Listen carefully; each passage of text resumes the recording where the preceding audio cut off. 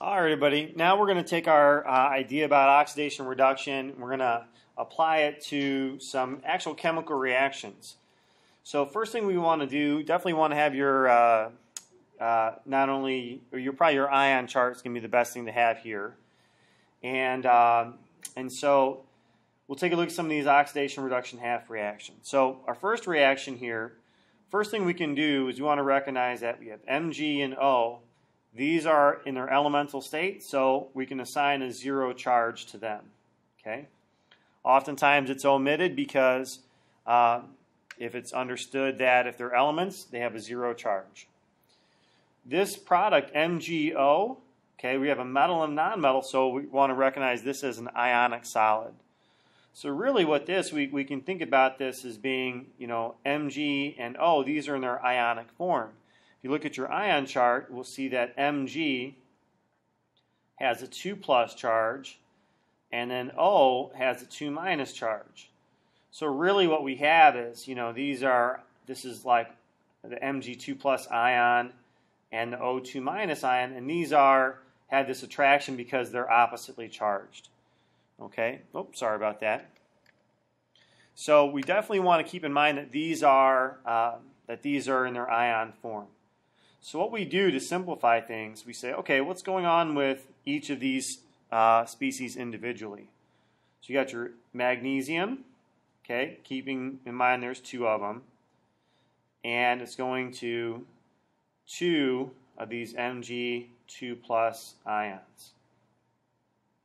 And then similarly, you have O2 going to 2. Don't forget the 2. Remember, it kind of distributes to O2-. Now, what we want to think about, and hopefully the previous worksheet helps us with this, is that what did Mg0 do in this reaction? Did it gain or lose electrons to become 2+? And so hopefully we recognize that in order to become positive, you have to lose negative. So Mg0 lost 2 electrons. So ignoring this coefficient in front right now, Mg0 lost 2 electrons to become Mg2+. Because there's 2 of them, there is going to be a total of 4 electrons that are being lost. And to sort of balance these out, we put the electrons on the right-hand side in this case. Okay. Now, if Mg0, if our magnesiums here lost a total of 4 electrons, that means that these 4 electrons must have been gained by the other species, the oxygen. And one way that we can sort of make sense of this, we could draw the atomic pictures of each and kind of break it down. That's one option. A little bit faster option is recognize we got to make sure that the charges on each side of the reactions are equal. So there's a 0 charge in the magnesiums here, and we need to have a total 0 charge in the magnesiums or on the product side here. So if you have 2 Mg2+, you have a total of +4 from here. +4 and the -4 from the electrons add up to 0. So you have a 0 charge on both sides. We'll see that's the case as well on the bottom, what we call a half reaction. So you have a total of -4 charge on the left-hand side, and 2 times the -2 gives you -4 on the right side. So the charges help me feel confident that I put the electrons in the right spot. The other thing we can think about is that whenever you have oxidation, you also have reduction. So let's go ahead and assign these. Which one is losing electrons? And we already used that terminology actually. The magnesium 0 is losing electrons to become 2+. So losing electrons is oxidation. So this top reaction is our oxidation reaction. And this bottom reaction is our reduction.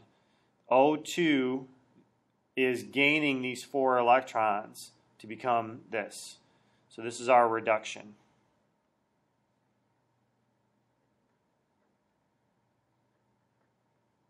Okay. All right, so that's how we break it down. And it's a bit of work, but it's sort of a mindset there. Okay. Looking at our next example, we've got copper, and this is we can take a look. There's the atom, and then on the product side, our silver is in the atom form. And let's see here. And then we want to recognize that AgCl, this is really in its ion form. And when you look for silver on your ion chart, it's going to have a +1 charge. Cl has a -1 charge. Similarly, we'd look over here.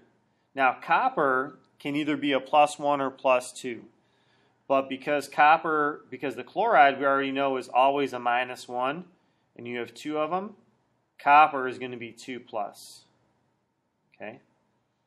And we can leave those as 0. So what's happening with the copper in this case? Copper is going from copper 0 to copper 2+. And then we have what's going on with the silver. So we have 2 silvers, and this is 2Ag+. It's going to go to 2Ag0. Okay. Now, you might be saying, why am I not concerned about the chloride ion? Well, the chloride ion is neither gaining or losing electrons. And these are called spectator ions. The ions that are not changing their form, they're not gaining or losing electrons. They're not involved in the chemical reaction. They're spectators. They're just on the sidelines. Okay. All right. So now looking at this example, what's going on with copper? Well, I could do a couple ways. One, I could think about, well, I got to balance out the charges, so where do I add the electrons? So if we add 2 electrons on the right-hand side, on the product side, you're -2, +2, overall 0 charge, and 0 charge on the left. So I feel confident I put the electrons on the correct side. If I get 2 electrons on the product side here, then I need to have 2 electrons on the other reaction here. So what do we see happening with the copper? Well, the copper 0 lost 2 electrons to become copper 2+. So it lost negatives to become positive. So this is your oxidation reaction.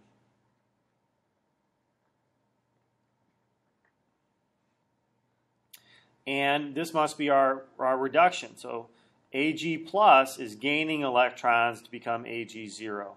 So this reaction here is our reduction.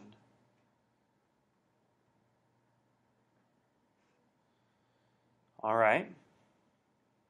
If we look at the next example, okay, and then we'll have you try a couple on your own.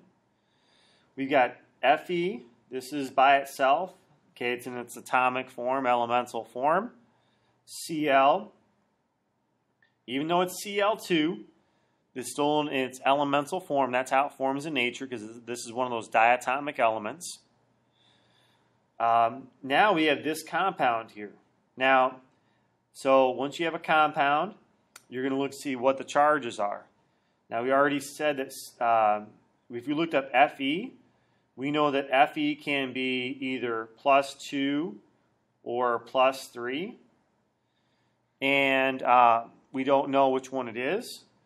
But when we see Cl, Cl always has a 1- charge. Since you have 3 of them, and essentially you have 3 negatives, your iron is going to be a +3. So now that we've decided and figured out what the charge is on iron, we can say, okay, what's exactly going on with our iron species? Okay, so I have the 2. So 2 iron 0 is going to 2 iron 3+. Okay, and then what's going on with our Cl's? 3Cl2 goes, now this one's a little bit weird here, is that we have 2 times the 3 Cl minuses. So we have 2 times 3 is 6 Cl minus.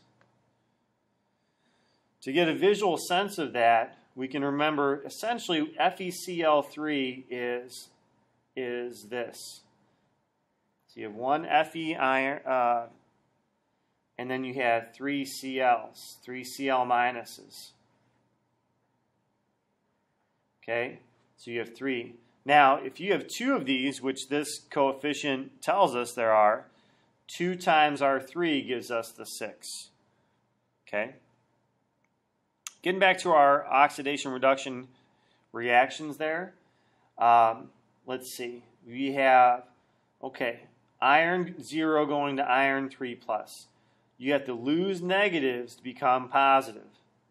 So simplifying it, we can kind of cover up these coefficients, these 2 here. So if iron 0 goes to iron 3 plus, iron 0 must lose 3 electrons. But since you have 2 of them, 2 times 3 is 6. So let's see if our charges equal out. 2 times 3 plus is positive 6, and negative 6 adds up to 0. So you have an overall charge of 0 on the right and 0 on the left. We're good. If I add 6 electrons to the product side of one half reaction, I need to add those 6 electrons to the other side of the other half reaction. In other words, if iron 0 loses 6 electrons, Cl2 needs to gain those same 6 electrons. Okay? And so their charges add up as well. So you have a total of negative 6 here. This is all zeros. So negative 6 and negative 6. We feel good. So we said that iron 0 lost electrons. So this is losing electrons as oxidation, Leo. And Cl2 is gaining 6 electrons to become 6 Cl minus. So this is gaining electrons as our reduction. All right. Try the next 2 on your own, and we'll have the key up there that we'll put up on the overhead for us. We'll give those a try. Hopefully that's helped understand oxidation reduction reactions.